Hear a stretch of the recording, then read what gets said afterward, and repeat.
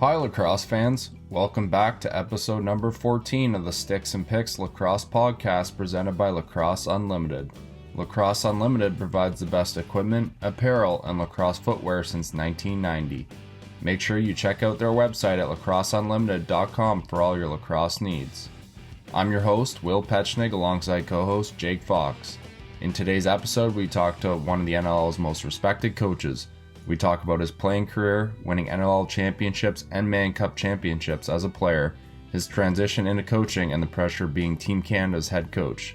The professor also shares some great stories that you don't want to miss.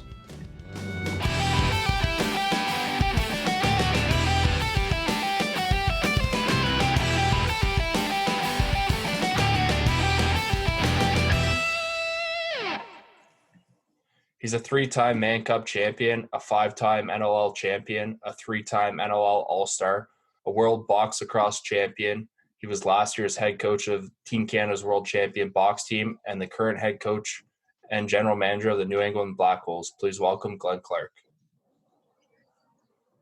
Thanks for having me, guys. How you doing, Clarky?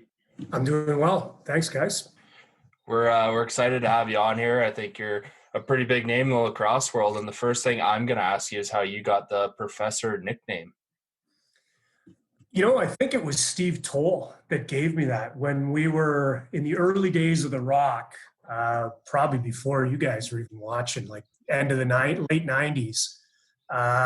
One of the big things was everybody was to have a nickname, and they had Speed and Stevie Toll and Scoop and the Big Dog and all that stuff. So there wasn't too much to it. I mean, I was a teacher, obviously, and I was always sort of a bit of a cerebral guy with the game. So Toller just came up with the professor, and that was kind of the start of it. But it was more kind of generated through The Rock. They wanted kind of everybody to have a nickname at the time during the introduction. So I think Toller was the one who gave me that one. That's awesome. We hear a lot of great stories about Toller. It's gonna be awesome to have him on and share his kind of lacrosse stories. But we're gonna dive into your minor lacrosse and kind of talk about how you got involved in the game of lacrosse. I think you started at a later age, and just kind of take us through that. Yeah, it was actually a friend of mine I played hockey with. So I grew up in Pickering, and we didn't have lacrosse in Pickering, and I was the youngest of four. And nobody in our family had played it before that. And a friend of mine who I played hockey with was playing lacrosse in Ajax.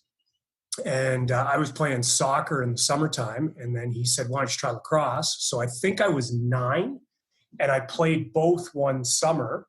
And I was playing rep soccer. I was actually a pretty good soccer player at that age.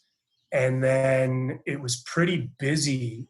And so the following summer, my mom said, you know what, you can't do both again. You got to choose. And then I chose lacrosse, and that was kind of it. What was so you grew up playing Ajax minor then? I played all the way to midget. Yeah. So, and in fact, our midget team was the last year of Ajax minor, and it dissolved after that. And then it came back years later as West Durham. So what was Ajax minor like? Was there coaches there that came back and from playing pro and coach, or was it mostly parent coaches? No, it was really it was parent volunteers at the beginning who hadn't played lacrosse, and we were a D and E center. We weren't very good, and eventually my midget year, we got a guy from Peterborough actually, who ended up moving to Pickering. He ended up being my hockey coach and our lacrosse coach, a guy named Gary Curtis, who unfortunately just passed away a year or two ago. But his brother, Bobby Curtis, is a Hall of Famer. They were a big family in Peterborough, and Gary Curtis moved to Pickering and started coaching. I was on the rep team in Pickering hockey rep team. So he coached on my hockey team, and then he started taking over our lacrosse team. And that was really when, the other guys were obviously great and given what they could and gave us an opportunity. But that was the first time we really had somebody with a lacrosse background coaching us. And, it really made a difference because we were one of those teams where every year, we had new guys playing in midget because we didn't have enough people to field the team. So we won the midget C provincials my last year midget. So it was quite an accomplishment for that group, because we were pulling bodies off the street every year to make a team, and we pulled it all together. But he was a huge part of that. So, I mean, you said yourself, you guys kind of didn't have that real big development until Curtis came in. Would you say him, and was there anyone else in the community that kind of helped you develop your game before going to junior? No, I was a bit of a slow burn. Like, I was a late bloomer. So he was the first real lacrosse guy that I was around. But I was one of those kids who did a lot. Our backyard was, we had a school behind us, and I would be there every day on the wall doing wall ball, adjusting my stick when you had the old wooden and leather sticks, and making sure they worked well, and riding my bike over to the box in Ajax. So I did a lot of stuff on my own. And the funny story about junior, so I played junior B in Scarborough at first, and a good friend of mine, Greg Van Sickle, I don't know if you know the Van Sickle name. He was a really, him and his brother Kevin were part of those Brooklyn dynasties. And Greg was junior A MVP twice, leading scorer, really good player. And him and I grew up together, played hockey and lacrosse together, played some pro and everything together as well. But anyway, Greg was played in Whitby, and I went out and got cut from Whitby Junior A, coming out of midget. And I really had nowhere to play after midget. And one of my brother's older buddies, who was from Ottawa, actually moved from Ottawa to Pickering, and he had played some junior in Ottawa. He was on his way to try out for the Scarborough Junior B team, and he was talking to my brother. I said, "Oh, when's the tryouts?" He says, "Oh, it's this afternoon." I said, "You think I could go?" He's like, "Sure." So I threw my equipment in his car, went to the tryout. They're like, they had no idea who I was. So I just, signed up, whatever, put my name down. And then that's how I ended up playing junior. I made the team. Well, that's certainly awesome. And you ended up playing there for parts of 3.5 seasons. And when you originally got into there, that was your first year there was the first season after they had just won a Founders Cup. What was that like, playing on a team who had just won a Founders Cup? I knew that all the guys had, a lot of graduated, like Scotty McMichael and Dave Cook and a couple of the fifth-year guys, St. John and Garland, those guys. And then the next wave of guys, that was when Etobicoke actually started a junior A team. And all those guys from that founders team went to Etobicoke. So we were terrible. I think we were 1-21 or something like that my first year junior. We were awful because all those guys, the guys that graduated were gone. A whole other crew went to the new junior A team in Etobicoke. And we were pretty bad my first 2 years. And then some of those guys came back, and we were decent my third and fourth year. And then my fourth year, I split with Scarborough and Whitby Junior A. But I got cut 4 years in a row from Whitby Junior A. But you made it the fifth. Yeah. So you ended up sorry, you know what? I didn't get cut 4 years in a row. I got cut my first 3 years. And then my fourth year, I didn't go and try out. And a guy named Bob Hanna was coaching them. And Bob's son, Rob, I played junior B with. So he kind of knew who I was. And then he called me up towards the end of the junior A season. And I played last part of the regular season in the playoffs with them. And then the next year I played full junior A. What was the jump in differences between playing junior B in Scarborough and going to Whitby? Just the depth. There was some really good players in junior B back then, like there is now. And kind of similar. I mean, they were sort of, you had some powerhouse junior B teams. Huntsville back then was really good because they had a lot of good players that stayed home. They had a lot of good junior A caliber players that stayed home. So it's similar to now. I mean, it's just the depth is better. So you still have high end guys that were playing junior B, but it was thicker in junior A. So you had a lot of really good players like the Peterboroughs and the St. Catharines and all those groups. But it was just better depth. Like the game overall was better, similar to now. I mean, it's just there's the quality and the depth of the player for the most part throughout the league. Is stronger. I mean, you've got some teams in junior B that could be playing junior A then and now, but it's just overall the league was stronger. Kind of funny that you were cut for 3 seasons, then got called up, and then finally made the team, and then you went on to actually be a call-up for Brooklyn Redmen and going to win the Mann Cup with them as a junior age player in 1990. Yeah. What was your experience like with that first call-up and then being basically told, because I've done it too, when you just think you're getting called up a couple times and then they say, well, we'll take you along for the playoff run. It was pretty cool, to be honest, because, I said at the beginning, I was a bit of a late bloomer. So cut, finally make it, play. And when I played my full year, my final year of junior, I was a big contributor. I made the all-star team for junior A, which they had the all-star game back then, and got called up and got drafted pro to the original NLL league, Brantford Warrior, Whitby Steelhawks, Guelph Power. So it was all in that 1 year. I made junior A. I was an all-star. I got drafted pro, and I got called up and won a Mann Cup with Brooklyn. So it was pretty cool because that was them just at the end of that 80s dynasty with, the Newendykes and the Fuscos and Van Sickle and Peroni and Callan and all. Those are the guys that I idolized. And, you didn't have the NLL back then.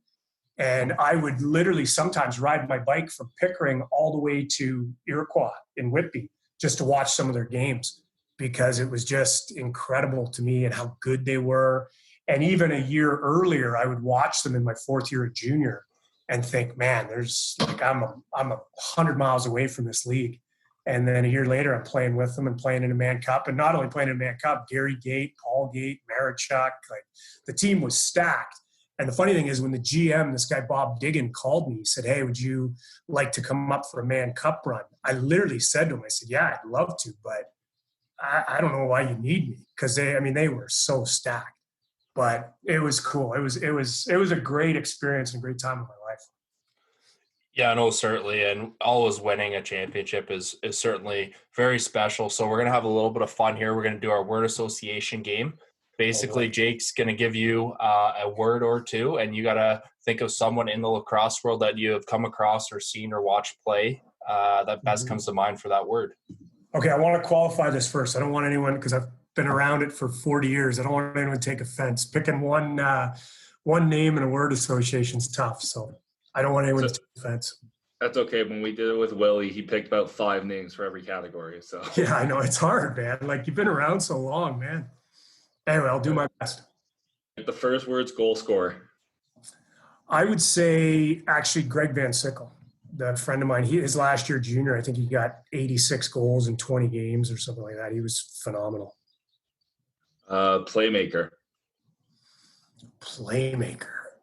I'm going to say Jim Veltman for the entirety of it. When you think about how loose balls and that turns into plays and how well he distributes, I'll go with Jimmy.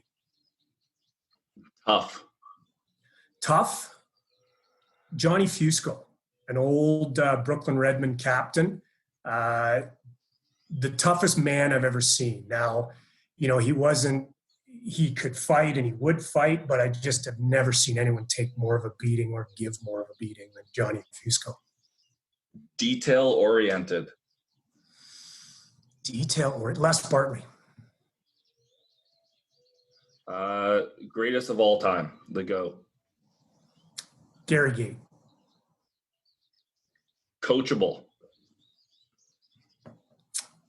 I'm going to go with a kid that, and I've had a lot, but a kid named Mike Byrne that I had in the Beaches Junior A. He's on our practice roster now with New England. Just will do anything and translates. I've had a lot, obviously, but he's a great one. Hilarious. Patty Campbell, the Cannonball. I was going to say, a lot of people, I love Cannonball. He's a great guy.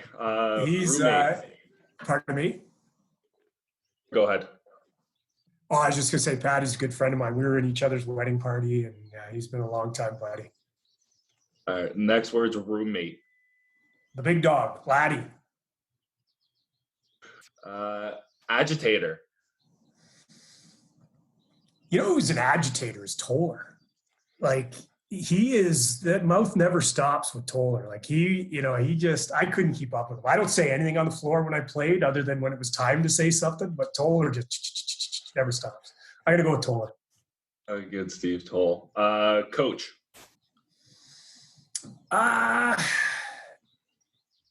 You know what? I'm going to go with a guy that you guys will have no idea. Actually, Willie will know him. A guy named Graham Hiron. He was our high school football coach at Pickering High School with me and Willie and I. Willie was a little later than I was. But he was kind of the first coach I ever had that really kind of embedded that seriousness of competition, and preparation and all that. So he was, I've had lots of greats along the way, but he was kind of the first one that kind of, really brought that hardcore sort of professionalism, preparation, discipline to my sporting career. Next one's passionate / dedicated. Wow. There's a lot of those. I can go with a guy like Tracy Koleski, TK. He throws his all into it for sure. And the last word, because it's my favorite word in the English dictionary, is jackass. Jackass. I can't answer this one as in who's a jackass. I'll go with sort of somebody that would take it the right way. I'm going to go with Toller again. Toller's a bit of a jackass. he'll take that in the best way. That's awesome. We've had him a couple times as our guest's answer for jackass. So we're gonna that's in the right context for him. That's awesome. We're gonna get into your NLL career here. You were drafted 27th overall by the Ontario Raiders in the 1997 NLL draft. Can you kind of go back to draft day and talk about how special that was for you and your family? You know what? To be honest, it was so different back then. I don't even know if I knew I got drafted because it was just sort of this, they kind of did it internally. It's not like what it was today. And I think I found out from a phone call or somebody told me, like I didn't even really know. And the funny thing was I tried, because I was actually doing hockey. I played 4 years university hockey, and then I went and played 2 years of pro hockey down in the East Coast League and the Colonial League. And so I kind of was putting lacrosse. I was playing in the summer, but I was playing pro hockey, and I was kind of going a bit on a hockey path. And then I stopped and went back to teachers college in 96, and I tried out for the Buffalo Bandits with Les Bartley, and I got cut. And then I wasn't really thinking too much about it. And then Johnny Meridian and Les Bartley took over Hamilton. I found out I got drafted, and then I sort of went that route from there and kind of stopped the hockey dream, started teaching and playing lacrosse. So it was a bit of that sort of 96, 97, 98 was a bit of a sort of a crossroads and a change of direction for me. Yeah, actually, I had no idea that you'd gone the hockey route and played in the East Coast. That's pretty cool. Yeah, I played at U of T for 4 years, and we had a pretty good team. My last year, we won the Queen's Cup, which is the Ontario University, and then we made it all the way to the finals. We lost in the CIE final, and then the next year, I went down to Louisville, played in the East Coast League. I actually played pro roller hockey too in Pittsburgh 1 year with Brian Trottier and a couple of guys. That was a pretty cool experience. Played one more year of that level of pro hockey, and then went back to teachers college. And then I was going to think about going back and playing in the East Coast League again. But you kind of get to that point, what am I doing next? And then I had an opportunity to get a job teaching, and then I went on the teaching route. So playing in Hamilton in 98 with the Raiders, I believe that was their only season. After that, moving to Toronto. Could you see a team like Hamilton coming back to the league, or with the proximity to Toronto and Buffalo, do you think that's done its course at this point? I think it would be hard. I think it's difficult with, the number and the amount of lacrosse fans in and around that kind of belt there. I think they're spoken for a little bit. I wouldn't say never, because I don't think, I think the game can sell itself and the game can grow itself. I just think if you did that route, you'd need a pretty patient and long-term owner that's going to invest in the product and allow it to, percolate and grow and develop its own fan base. I don't think you could do it as a one and done. You'd have to have somebody that's pretty committed to it. So when Hamilton did move to Toronto, you were part of the Toronto Rock organization, winning in your first season in '99 and then again in 2000. What was that experience like, playing for the team closest to home for you and being able to win a couple championships? It was unbelievable. It was great. Is that background noise messing up the thing with you guys? Are you all right? Nope. It's my son's birthday, so we got people coming to the door, dropping them off little signs and stuff like that. They're doing the drive-by at 4:00. It was cool. I mean, it snuck up on us a little bit because we were in Hamilton, and I only played, I think in my third game in Hamilton, I broke my leg really badly. I had to have surgery, reconstruction, 3 pins, put back together, to the point where they didn't think I'd play again. And the doctor actually told me that. He said, you're done. Like, you'll be walking, but lacrosse is over. So that happened in Hamilton, and I had a long rehab. But anyway, it bounced back well. So I was, at that point, just thankful I got back again. And then we moved to Toronto, and we didn't really know what to expect, because it's a tough market to sell and to grow in. And I think our first game, we had about 9,000. Then it went to 10,000, 11,000. And then by midway through the season, we were selling out, and obviously the playoffs and the success. So it snuck up on us a little bit, but it was just such a great era in the NLL with the fan support. And at that time, all of our home games were on TV. And then after a couple of years, I mean, even our road games were being televised. At one point, I think all 16 of our games were televised, plus the playoffs. So it was just a great time to be around the league and sort of the explosion in popularity. And I think really the start of the real professionalism of the league, like teams caught fire, and, you got the Colorados coming in who did very well. And Toronto and Colorado were relatively new franchises in the window of that league. And it was a good time to be part of it, because you saw a lot of the growth and the explosion of it as a professional league. One thing that was awesome too is you guys won 5 titles in 7 years. And even like today, I guess Saskatchewan probably had a little run short like that recently. Same thing with Rochester. But I mean, you guys were arguably the most winning team in Toronto at that point. Ahead of obviously the Leafs, who weren't exactly great then, and the Argos and everything. What was it like being that winning team in Toronto? It was awesome. I mean, it was like I said, with, just sort of that explosion. I mean, doing all the breakfast television and getting on Off the Record and all I was doing the Mike Bullard show, and there was really a sort of an excitement and a celebrity feeling around the team. And it was the first time in certainly our lacrosse careers that guys got treated like professional athletes, being, doing golf tournaments. And Laddie and I would go and do these sports celebrity tournaments and be head table guests and all that. And you're just going, wow, this is a pretty cool atmosphere. And the funny thing is, we went to 6 championships in 7 years. We won 5 of them. And the one we lost, I think, was the only one that we were the clear-cut favorite in.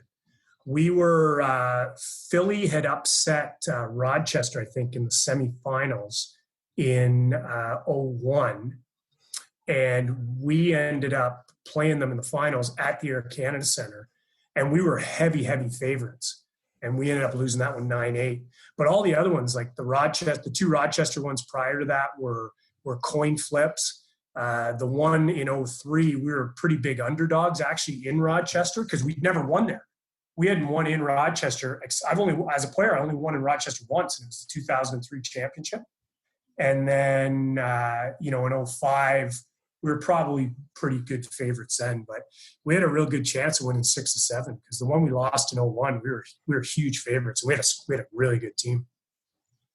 One thing that you got to experience that players don't get to experience now is an all-star game. You were playing in 3 NL all-star games. Kind of bring us back to what those experiences were like, and just kind of the atmosphere of those games, again, to play with the best players in the league and being recognized as one of them as well. It was great, and I think it was 04, 05, 06, maybe. Yeah, it was 04, 05, 06. And it was fantastic. I mean, the level of professionalism, like I mentioned with other things. The first one was Colorado, Calgary, Toronto, I think. And it was just, I mean, you were treated like an all-star. Taken in, treated well, all the autograph session, all the stuff to go along with the all-star games. But the crowds were great. The atmosphere was great. The production and the professionalism of it, how you were treated, how you traveled, everything else, it was great. And I would love for it to come back. I think it was a great venue for the game. I think it was great. And all of them had really, from what I remember, really good crowds. Like the last one I played was at the Air Canada Centre. And they all had good crowds. And it's a good showcase event for our league and for the sport. And I think in those communities, you want to get people in and you want to get them interacting with the players and see what the game's all about. And the other thing with a lacrosse all-star game is I think it's probably the most entertaining of them all because, you can't play a no-hitter lacrosse game, like a box game. And they're physical because guys are playing. Guys aren't trying to take liberties by any stretch. But the game, I think the all-star game in lacrosse translates better than any other all-star game because you still have that physicality that you can't get out of the way of and the speed and the skill and all that stuff. So I think it'd be great to come back. I really hope and I think it'd be an awesome thing for the league. Yeah, I know. I think I actually got to go to one of the last All-Star games, and that was like with Rabel and Callum and all those. I think it was in the New England area at one of the casinos, and it was an awesome experience. Yeah, there was one. Yeah, it was at the Mohegan. And because I remember players talking about, I think I was retired by then. Yeah, well, I must have been because I retired in 06. So I think maybe it was before. I don't remember. But I do remember the Mohegan had one at one point as kind of a showcase thing. And then the ones that I played in, they were really done up well. Really good experience. Speaking of 06 was your last season. You signed as a free agent, played your last year in Philly. What was it like playing in front of those crazy Philly fans? It was pretty cool. Like they eat their young. They don't they're very passionate and they'll get a hold of you at the after parties and tell you what they think. And they if they don't like what you're doing, they'll let you know. So they are as advertised. But it was a great. They're getting that atmosphere back again, thankfully, because it's a great spot for it. But when I came into the league and certainly through those early years when we were in Toronto, they were getting 15,000, 16,000 fans a game. They were a hotbed. And in fact, they were the number one team attendance wise until we kind of took over in Toronto for them. But even my last year I played there, we'd get 13,000 fans a game. Like we'd get a decent crowd there. So they were passionate about it. It's good to see it coming back with, Paulie's been doing a great job there and they've got a good ownership and management setup. So I hope they're going to be around for a long time and be another one of those kind of pillar franchises because it's a great spot to be. Yeah, certainly. It's nice to have Philly back in the league. And speaking about after parties, I know your roommate was Dan Lattiser with those championship runs in Toronto. Can you kind of talk about the after parties in your hotel room with Dan Lattiser and how that all came about? It was, especially the championships. I mean, it was, you can imagine what those nights are like. Those nights lead into mornings and lead into the next afternoon. So it was pretty cool. Laddie and I would always have a good time. We'd always wrap up wherever the party was. And then our door was always open back at the hotel. And it was one of the funniest ones, or one of the most interesting ones, was when we won in Albany, because we won in Albany and right away got on it. They chartered a plane for us with the fans. So there was, I don't know, a couple hundred of us on this plane. And, you can imagine, you just won the championship. You got on a plane, you're flying back to Toronto with the fans. So it was just a great atmosphere. And then we land in Toronto, and they had us all set up at, I don't even know which one it was, but like they hit one of the big airport hotels, and had a party room for us and all that. So, I mean, it just went on and on and on. And then the next day they had like another event, like an afternoon brunch, and put the game on and everything. So it was pretty cool. Those were memorable days, and lots of stories I could tell you offline, but they were pretty cool. Yeah, certainly. Winning always brings back great memories. So we're gonna talk a little bit about your teammates here. We're gonna have our teammate challenge. So basically, Jake's gonna ask you a series of questions. You gotta think about a teammate that best comes to mind for these. Okay. Teammate, not somebody I coached, just somebody I played with. Teammate, yeah. Okay. All right. Who had the worst style on and off the floor? You know what? I'm gonna say maybe Veltman, because he's kind of he kind of looks awkward out there, and he's not much for clothes and fashion or anything. I mean, I remember one time we went golfing at Wooden Sticks, because Jimmy and I are pretty good friends with Greg Roberts, Gary's brother. And Greg, Jimmy and I coached lacrosse all the way up together, and Greg's a neighbor of ours, and we've been friends for a long time. So we get invited to play at Wooden Sticks, and we show up there and we're getting ready to golf. And Jimmy pulls on these like 20-year-old high top Converse basketball red and white shoes to play golf in. And we're like, Jimmy, what do you, it's a good thing we know the owner here, one of the investors. Like, you're not going to get on the course, man. So yeah, I would say Jimmy. Jimmy looks a little awkward out there. Best player all around I've ever seen. But yeah, I would say style-wise, no points for that. All right, then who had the best style of the guys he played with? I'd say a guy, Toller always cared about it. His buddy Kenny Millen that I played with was always a bit of a closed guy. Kenny Millen was always wanting to dress the part and look, he was a bit of a fashionista. I'll go with Kenny Millen. Has his name come? His name's come up in a bunch of stuff, especially with Willie. Willie brought him up a bit, but I don't think he came up for best style. Yeah, no, I'll go with him. Who had the worst hands you ever played with?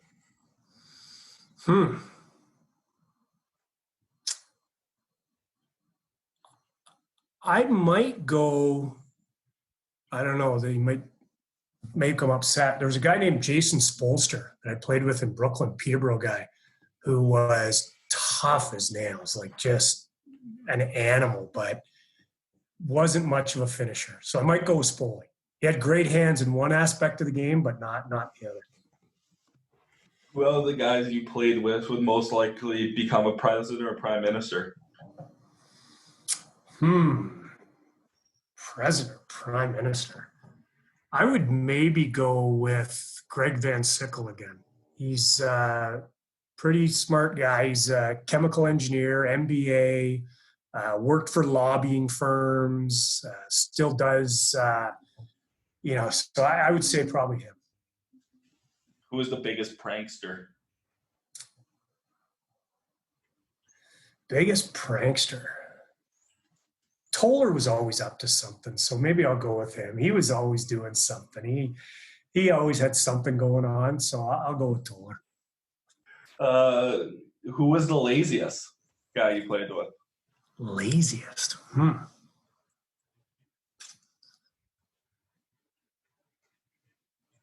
That's a hard one. One, because I don't want to make anyone upset, but two, it's hard to think of a guy. When we had Prouder on, he went with Brad Reed. Reader at MOB would be right up there. I'll tell you a funny story about Marty. You guys know Marty O'Brien? Him and Reader were good buddies. I'll go with Prouder's answer with Reader. He's a big teddy bear. He won't get too upset. But we had him and Marty in the Rock, and we used to do the beep test after practice. And Marty got 3 on the beep test. So Eddie Como goes up to him and says, hey, Marty, are you doing your work? Like we expect guys to get a little higher than that. He goes, well, yeah, I jog a little. And Eddie goes, look at me. I jog too. You need to do a little more than just jog. So yeah, MOB and Reader were pretty casual, very talented, but not a lot of time in the weight room. Who's someone who would have been a good coach if they decided to coach?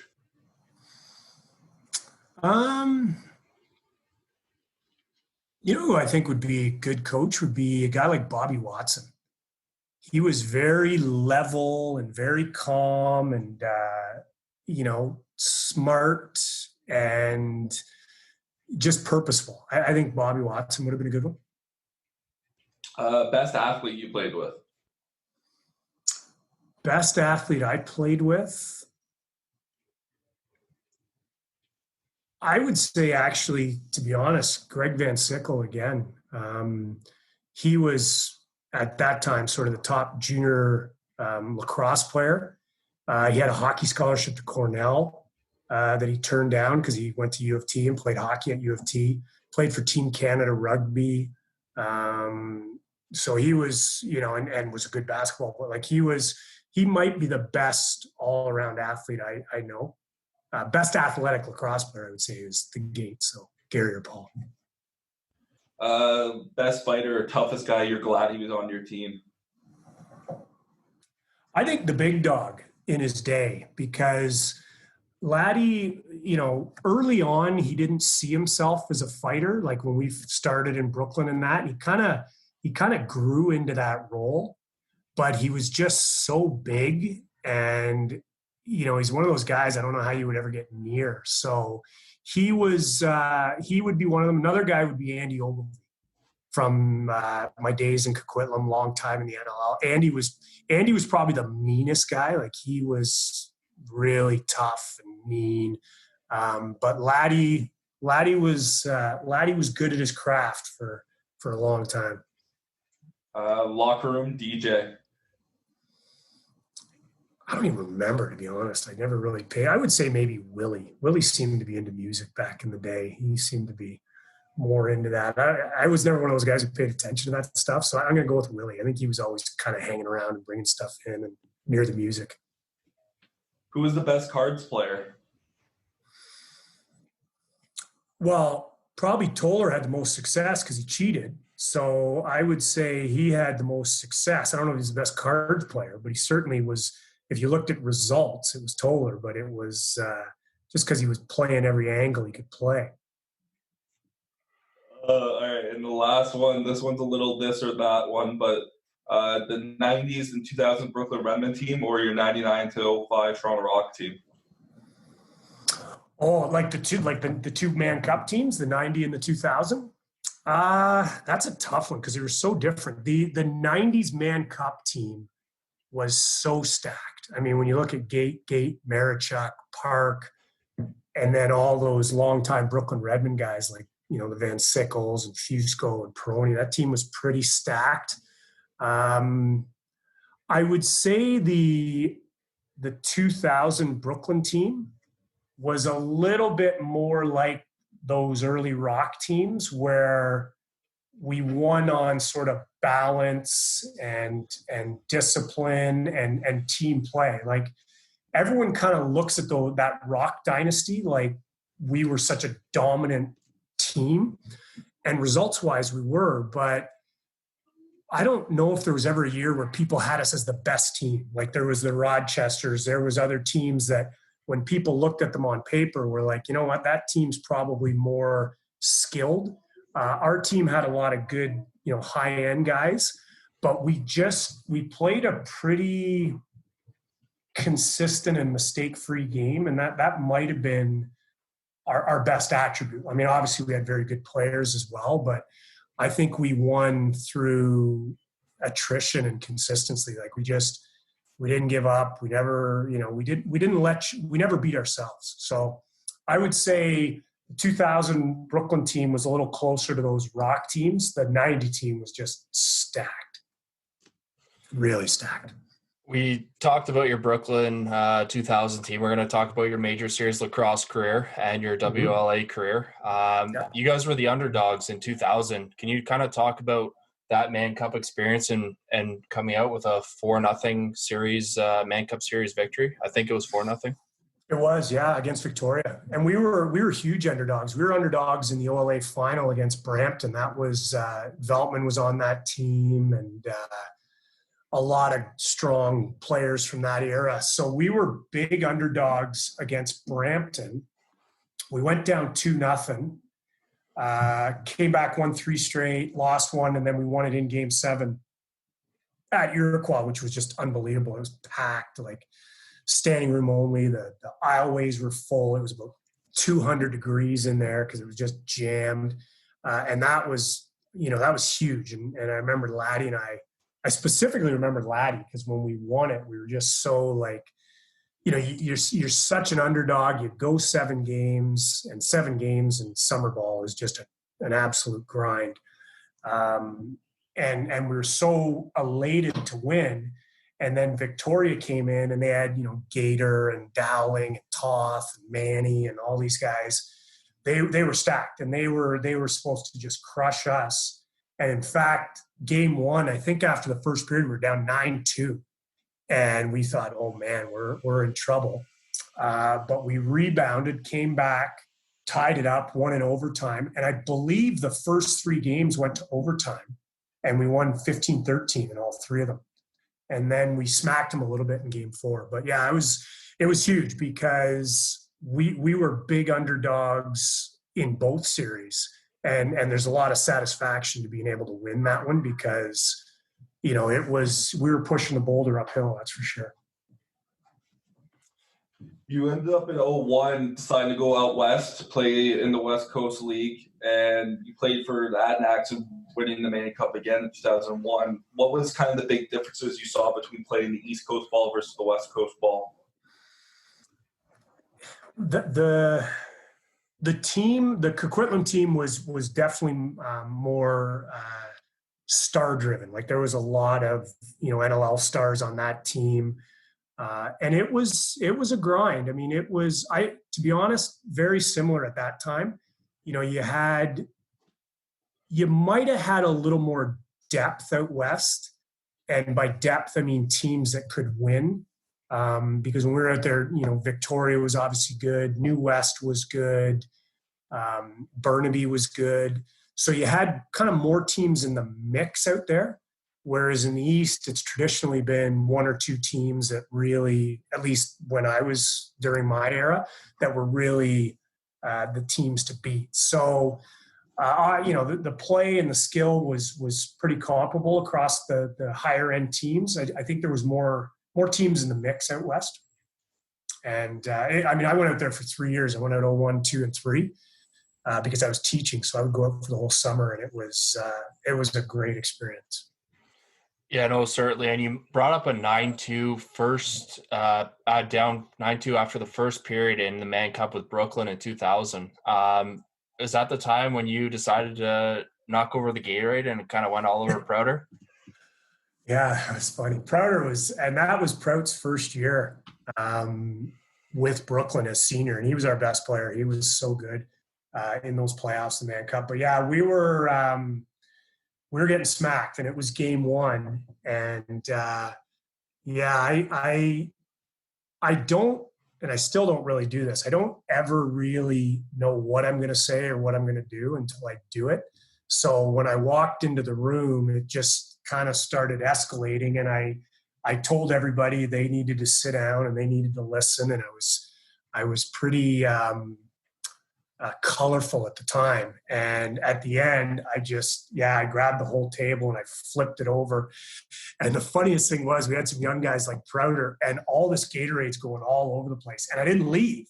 So I just looked at them, and it's going all over the place, and nobody moved. They're all just staring as the Gatorade's going into their bags.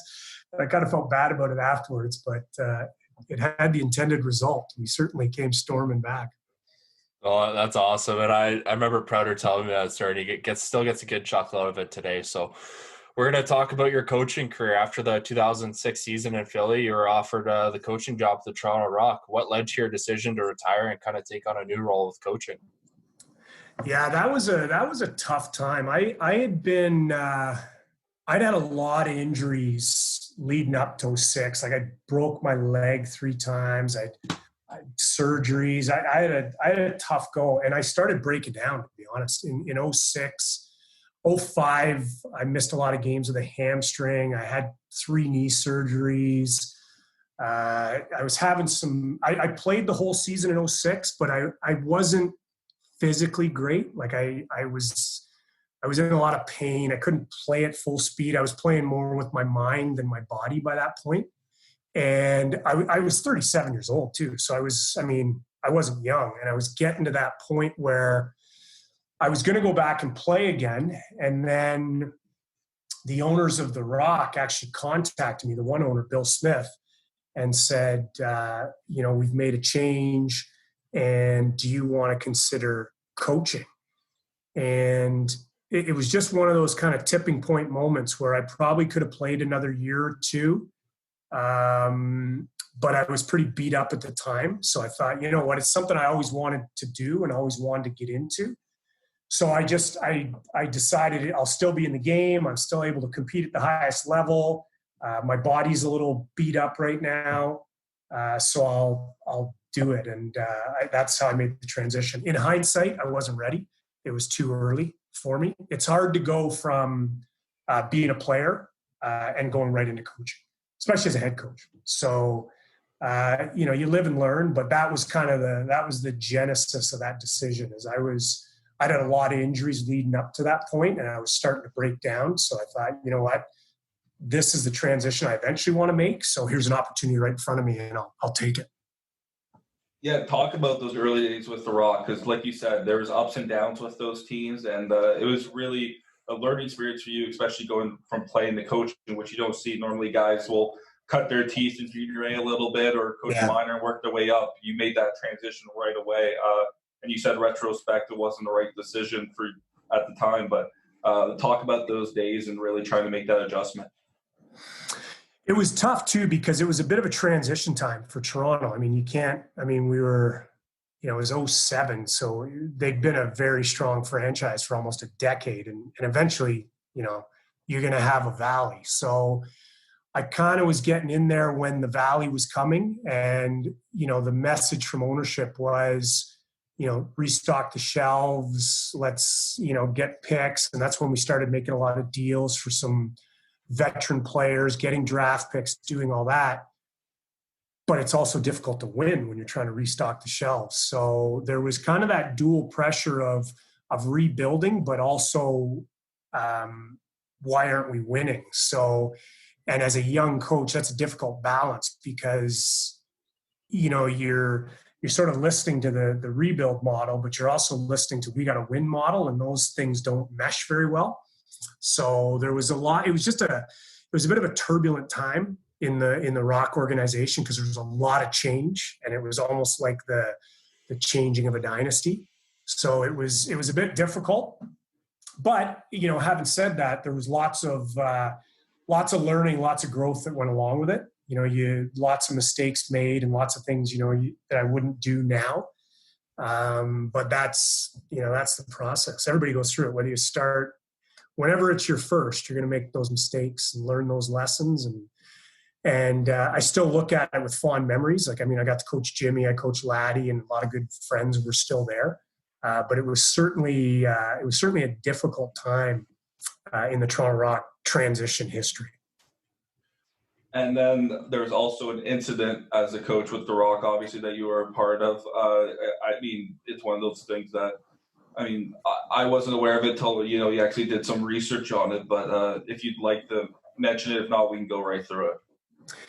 No, I'll mention it. It's been documented a lot. It was, it took a real toll on me personally and professionally, because I was on the front page of the sports section of the Star, and there was all kinds of, information around it. And, everybody's had their story about it. Everybody's said their thing. What I'll probably say about it was it was really blown out of proportion. And it was blown out of proportion for the wrong reasons. And there was, sort of discussions and agreements and conversations that were happening all around that. And certain parties followed that dialogue and certain parties didn't.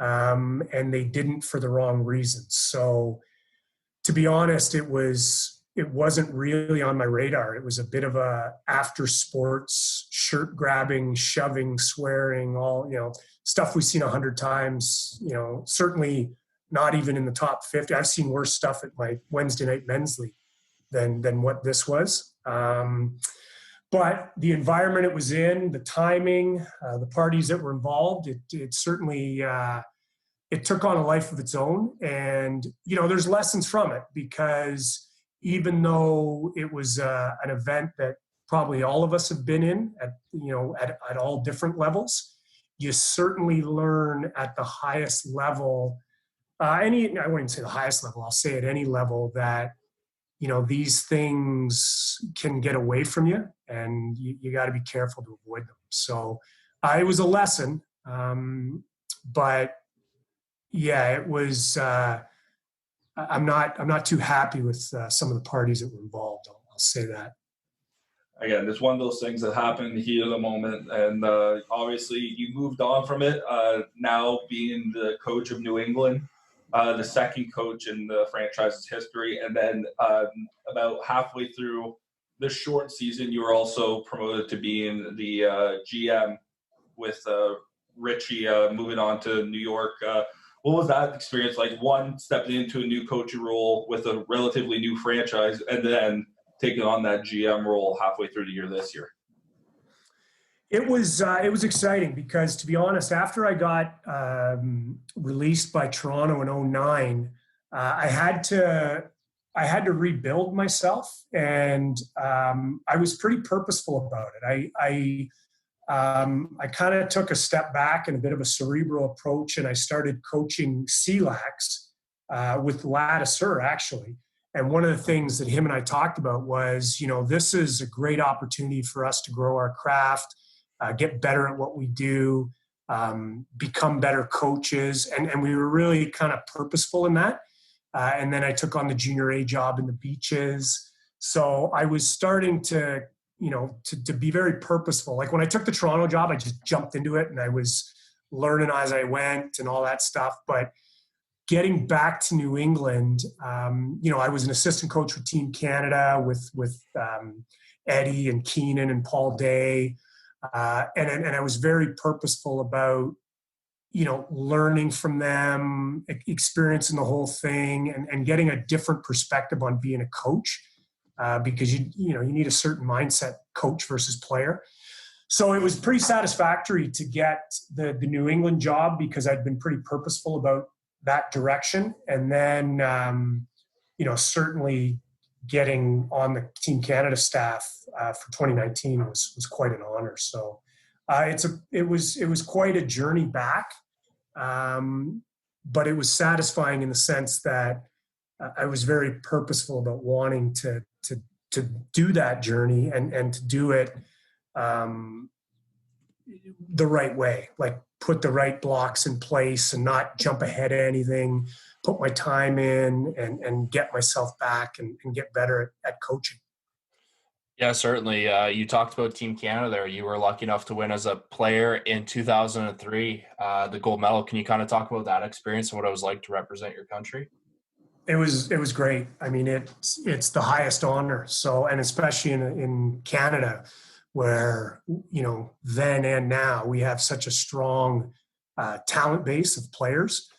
So to be able to be part of that and play for Team Canada and win the gold medal and just be part of that national team experience was excellent. I mean, it was embedded in all those success we were having with the Toronto Rock and Mann Cups. And that time of my life was, you just get this feel like, I think I won 2 Mann Cups, 5 NLLs, and a World Championship in a span of like 5 years. So you just, when you're going through that, you think, man, this is going to go on forever. And we all know that it doesn't, but it certainly was a special time back then. You're one of the few guys, I would say, that played for Team Canada and then went on to be the head coach of the team as well. One thing I want to talk before we actually get into going to the games in Langley and winning gold is you mentioned it, the player depth and the player pool you have to choose from being on the Canadian national team. How difficult was that for you as the head coach with Canada when, a guy like Callum doesn't quite make the cut, or, top end players don't quite make the cut, and maybe you go with a youth guy instead who's an up and comer. So how do you make decisions like that when you're picking from such a talented player pool? Yeah, and Callum actually was in the mix. He pulled himself because he had some physical body, like he had some injuries that he was dealing with.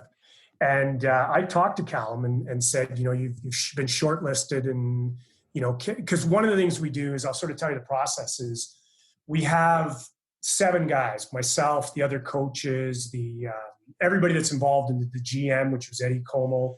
So everybody's involved in the decision making. We actually we create a roster. So we'll all submit 5 offensive righties, 5 offensive lefties, D guys, goaltenders, all that, and everybody does it blind.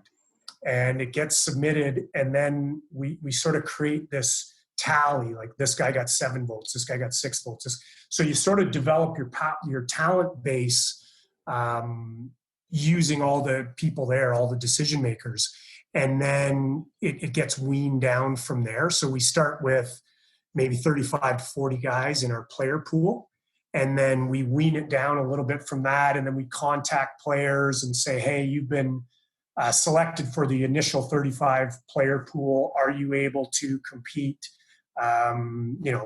whatever it was, September 18th till the 30th in Vancouver? So we go through all that process. And during that process, I called Callum. I called everybody, but I called Callum and said, hey, you know what, you've been put in the player pool. Are you able to be part of this? And he actually withdrew his name just because he didn't think he would be ready at that point of the season physically to do it. So, which I was amazed by, to be honest, because and he'd never had that opportunity before. And, to turn down Team Canada like he did it had to be hard for him. Like I couldn't imagine having to do that. But that's essentially the process. I mean, we generate a player pool with all the decision makers, and then we'll have some conference calls. And the one thing about the Team Canada model is you're building a team.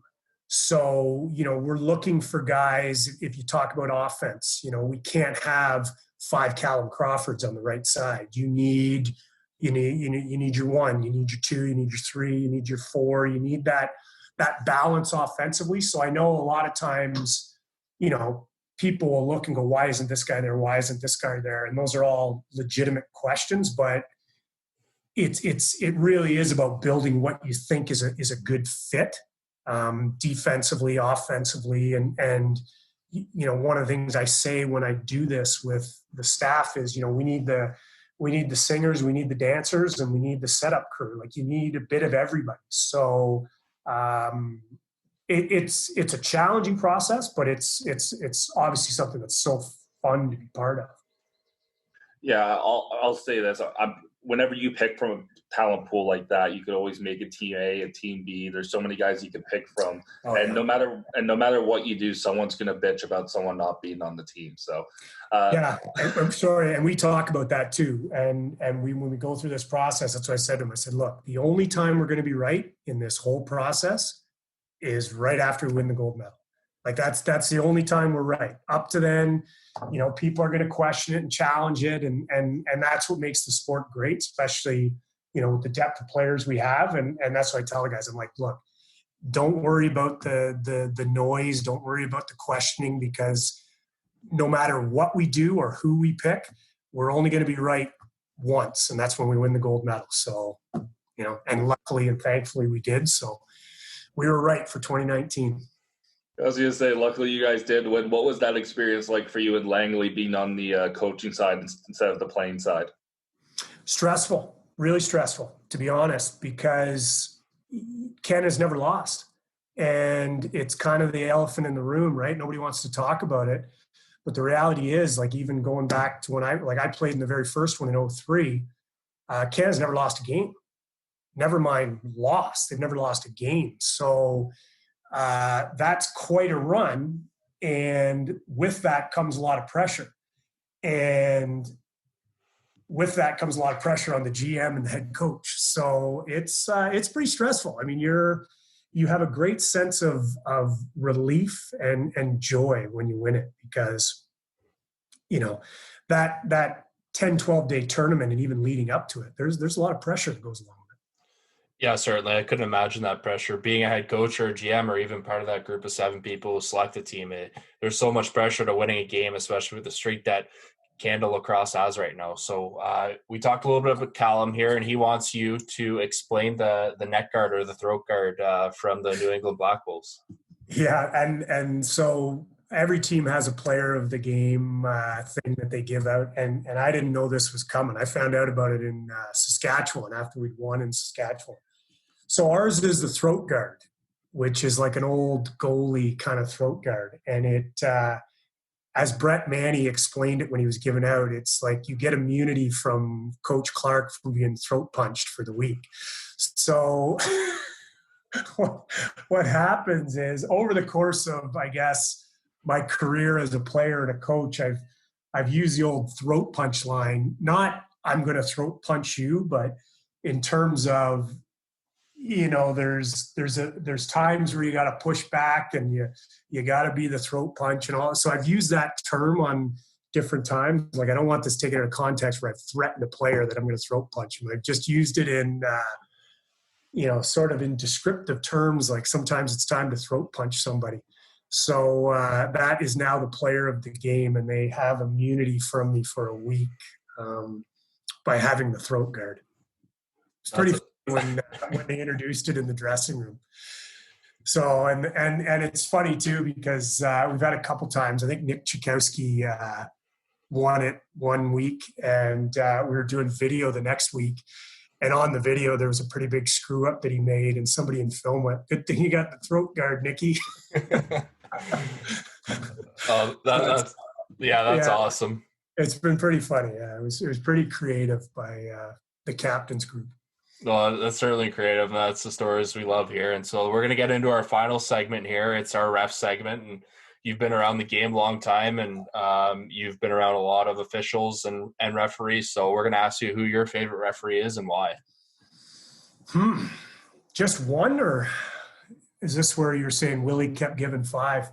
There's been some good ones. I mean, you know, if I'll stick with the NLL, Chet Couture years ago was one of the main guys back then, and I always liked the way. I mean, what I'll say is I like the guys that, you know, obviously are good at what they do, but are firm and fair, and you can dialogue with.